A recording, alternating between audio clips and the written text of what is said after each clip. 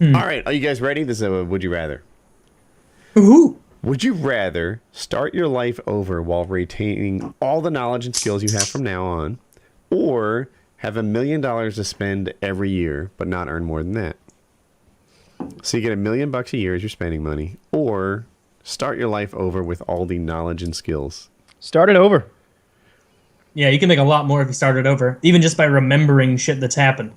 Mm-hmm. Like, remember who wins a few Super Bowls. A couple Go of Marty McFly on it. Yeah. It does A seem couple like Super Bowls, couple ideas. Oh, who's this Apple or Macintosh? You know, maybe they're worthwhile. Oh, are you crazy? IBM's going to trounce them. Oh, yeah? Fuck yourself. I'm going to be a billionaire. Yeah. it would definitely take a so. while though. $1 million every year. Oh, but it says not able to gain any more money than that. $1 million No, a but year that was though, for is the not $1 million one. $1 million a year is do you pretty well. Yeah, but you Yeah. could do much better, and you could right any wrongs that you feel might be in your life. You're like, damn, I really should have asked Susie out to the prom. I could have taken Susie because maybe you talk to Susie 3 years later, and she's like, you really should have asked me to prom. I'd have fucked you crazy. Yeah. And you're just like, You would be such there, hot shit Susie. if you could go back. If you could go Big back time. and relive that and know exactly that everybody else was thinking the same way as you at that age, and you have some kind of perspective on them. Imagine the way you interact with children now. You kind of know you're like, hey, how's it going? Really? Yeah, and you kind of you Yeah, already right. know what the responses are going How to be. you doing? Well, I'm not saying you fuck any children or anything, Woody. But you're a child too. Right? More like you build better, stronger social ties. You have more friends growing up. Maybe you end up with a better. Would you even enjoy your whole childhood, or would you be unable to enjoy a child Doogie Howser. What are you talking about? Well, Right? It was Doogie Howser didn't really have any age appropriate friends. yeah, but I'm maybe not a literal Doogie Howser. And I really don't want that many age appropriate. Clearly not a literal Doogie Howser. If you're in but kindergarten with the spirit of current Kyle, you're gonna be like, all these kids are so stupid. I'd skip through all They that. literally need help getting into the car at carpool. Well, you I couldn't would skip. imagine You that have to go through it. That should be a stipulation. Adults would treat you like a child, and it would No, they- suck. No, they wouldn't. After one conversation with me, they wouldn't. I swear they would. I swear, like your mom would respect you when it was convenient to her, right? You know? Exactly. Watch Benjamin Button. They know that he's old as shit, and they treat him like a child because he looks that way. That's how it would be. I feel like I'd take some sort of a placement exam, be skip right to like the 10th grade or something. I don't know, whatever. Yeah, but then you're going up against all the things you just said. Where like, oh, why don't I take Susie Q to prom? I don't know, maybe because you're 4 and she's 18, and you're just some weird smarmy toddler that nobody wants to hang out with. Because God, this guy's got like the mind of a 30-year-old. No, I feel like it would be a little weird for like your first, I don't know, 14 years or so. It would be you establishing yourself as the genius child who has the mind of a 30-year-old. But I have a distinct memory when I was 12 years old, right? I was not the most popular kid in school, but like the 5 most popular guys, these are guys, they were skipping and singing some jingle that was on TV all the time, like an advertisement song. And they skipped and they blasted open the doors and they continued skipping in the building. The me of 12 was like, oh, I wish I was in that clique. The me of now has no desire to talk to those people. You're singing TV commercials? Fuck you. You were so uninteresting to me. That's Maybe you you get want to some be adult cool. pussy. Maybe 12-year-old you can hook it up with like a 15, 16-year-old chick. There's nothing wrong with that. I think Merca nails it. Amongst the people that I would be interested in, that like curiously old soul 16-year-old, she would nothing to do with 13-year-old. I mean, I think you're not giving yourself credit for how manipulative you could be when you want to get laid. Dude, I hit puberty at 16, and 12-year-old me had nothing to offer. Oh, well, Sucks. shit. I hit puberty at like 12 or 13 or something like that. 12 or 13-year-old me bitch. wanted some titties. I was one of I the get 'em. I wanted titties. I just had no ability to score. I was one of the biggest kids in 4th grade and one of the smallest kids in 6th grade. Fuck me.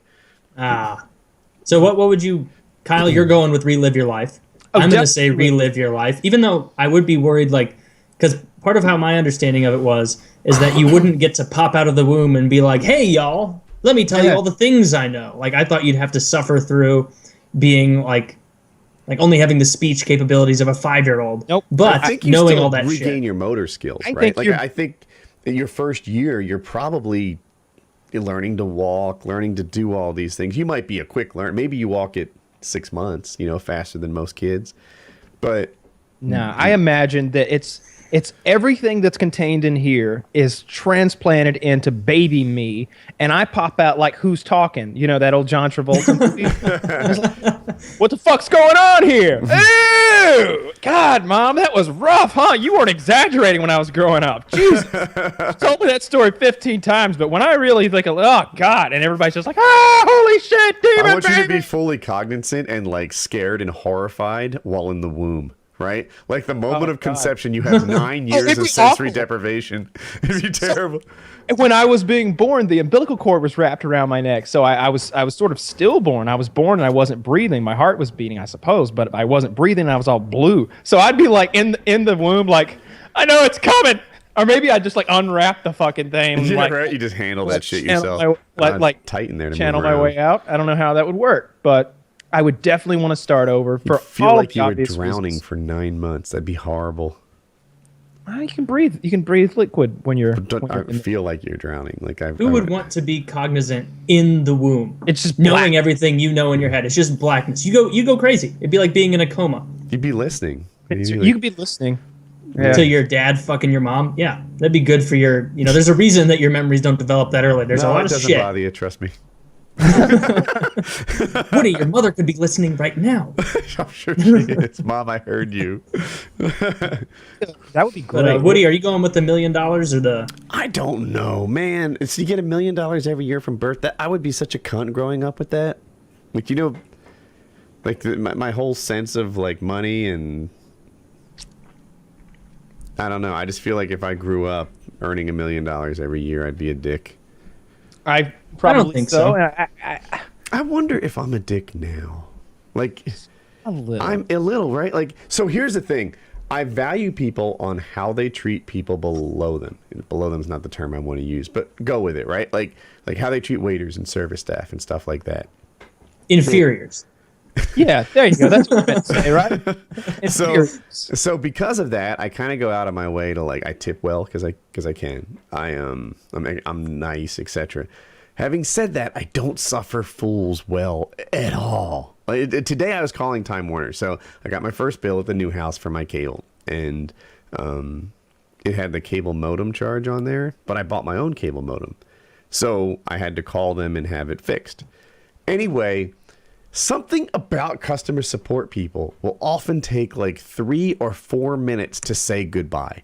There's this like, all right, so I've just removed the $17.04 charge from your thing, and I've removed the reoccurring charge from here, so you're all set up. Can I interest you in any other packages? Are you this? Are you that? And it's literally going on for like a minute and a half before it's like, and I'm like, can I let you go? Like, can we stop here?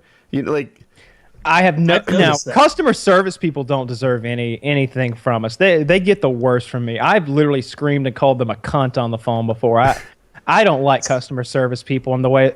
So first of all, if you've ever called them, you give them your problem, right? Like, hey, it's having an issue here. This was supposed to happen, but this happened instead. Here's what they say every fucking time is they read their goddamn script and make me feel like a number. Oh, well, I can definitely assist you with that, sir. Could I first get the last 4 digits of your social security number? You don't know that you could definitely help me. I didn't just list something that's part of your repertoire, your area of expertise. You didn't just say, oh, cable modems. Well, shit, I know all about that. I can definitely help you out. That's not what happened. You read a fucking line off a thing. I could have said, I just can't get an erection anymore. I don't know what to do. I stick my finger in my ass, and that sometimes gets it going, but not really. Well, doesn't sir, work. I could definitely help you out with that, but first let me get it. It's just like, you were going to Have you say tried that no Mormon matter what. lubricant? Yeah, exactly. They come with that same thing every time, and I'm just like, can you? Because the last 4 people couldn't, and they said they could too. I hate getting thrown around on that stupid phone game where it's like, oh, I can't help you with canceling this subsection of your cable package, but you better believe Larry can over in HR. And it's like, oh, all right, Larry's on the way. And then Larry can't do shit. Then you get sent back to Stephanie, and she asks, oh, Or this happens, like, I'll work with the first person, I'll suffer with them, and all they know how to do is, like, reboot cable modems. Okay, fine. Then I go to the next person, and I suffer through them, and they know a little more, but they're not solving my problem, and they know less than me. And then they transfer me to the third person, but the call ends there, and I never get to the third person. So now I have to call back again. And I deserve to skip the first two. I do. And at that point, I'm like, dude, I need to go to level 3. I've been through this before. Level 1 and 2 didn't help me, but they make me go through the exercise of like rebooting the modem again, and I don't like that. I don't. There is no level 3. No, you can skip these levels. I skip the levels. Dude, I have a general contractor now. These fuckers are always telling me stories of where they buy their materials, right? One guy, Lowe's. like the molding in his house was from the 40s, and he looked all over for it, and then he went to this one place, and they had a lot of it. Okay, picture that story in the 7-minute version, told to you 3 times so far. Oh my God, stop. And at what point do I rudely cut him off like, psst, psst? So let me get this straight, Woody. It frustrates you when someone tells the same story over and over. I hear you. I see what you did The there. only way to handle that is you have to wait for like 45 seconds into the story, and then at a point that's clearly not meant to be funny, you just over the top, just like knee slap her like, Jesus, I know I hired you, and make him feel so uncomfortable that he won't want to talk to you anymore. Like kind of like give him like an arm squeeze that's a little too familiar. But I know what you're talking about with those customer service people when they recap what they've just done. Yeah. I've noticed that. Like I think it is a conscious decision on the part of those companies to like have them talk a while. So you're like, okay, so I waited a while, but listen to all this stuff they did. They're tricking me into thinking more was done than just give me the rigmarole and leave. More nefarious. I think they're filibustering so that they don't have to take the next call. I think it's like, all right, this one's a solver. I'm good. Oh, that's true. I'm not even 15 minutes in, which is where I'll just filibuster for 15 minutes and let any other calls fall to my coworkers. And that's to me what it is. And I never considered that. That's probably right. I get angry with those people really quickly, probably more quickly than I should. But like recently, my debit card wouldn't work. I don't even remember where it was, but it just wouldn't work. It was denied. And it's just happened a few other times where like they just turn it off, like because of suspicious charges. So I call them and I'm like, what were the suspicious charges? And it's not my bank. It's the card company or something like that, or some higher up at the bank that's not part of the local branch. They're part of like whatever, like all the branches. They handle these calls.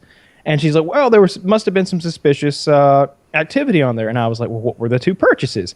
She was like, well, there was one here at this Wilco gas station. There was another here at this Guns and Gear firearm gun store. Are those your purchases? And I'm like, yeah.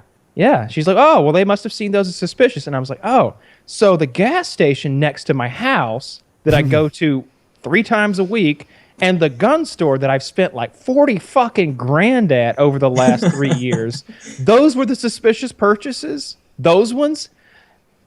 I bet you've got a lot more suspicious stuff on there than that. Right? like there's all kinds of crazy shit on there. Like I'll be out of state like without any warning and suddenly like dropping a few $100s on some dinner in like Texas or something like that. Now that's a suspicious charge. If all of a sudden someone who like 90% of their charges are in Georgia and then suddenly hundreds of dollars are being spent at a steakhouse in Texas, it's like, wait a second. Nobody fucking raises an alarm about that. Nobody thinks twice. But when I pump gas next to my house and then follow that up by $150 worth of ammo 2 more miles down the road, it's crisis lockdown mode. Let me ask you if I'm a dick. Here goes. So today, Yeah.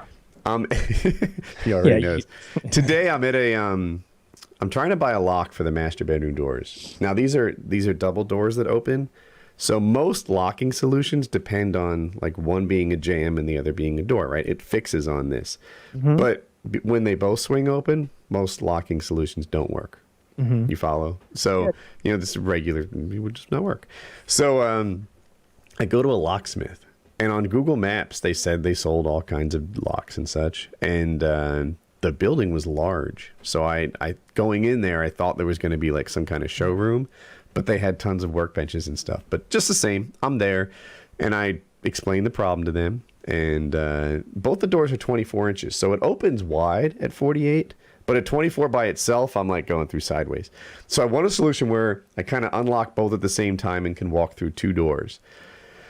The guy that's helping me is 24 or something. And I lay it out for him, clearly and in like 60 seconds. And he doesn't know what to do. But he's young. And I kind of, like, in my head, the guy that can solve this problem is like 60 and has seen every lock in the world. You show a door, he knows what lock it needs. Yeah, exactly. Like that's the guy.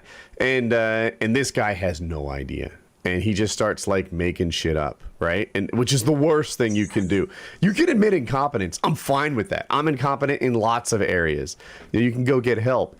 So, he's stuck. He's like looking through catalogs and stuff, clearly wasting my time. I could Google search better than this. And so then he brings in another guy. This guy's like 20. He's even younger. And this guy has no fucking clue. There's a double door in the building. So they're like looking at how it works, like how their lock works. But the trouble is their double doors are gigantic. So the solution they chose was like a 4-step combo to open the inactive door, where they use one door almost all the time. Is it where it's got posts that go up and then down into the floor? That's called like a cumber block or something like that. This one, you open one door, and then on the interior of the door, there's like a special switch that like unlocks a mortise at the top and the bottom, and then the other doors.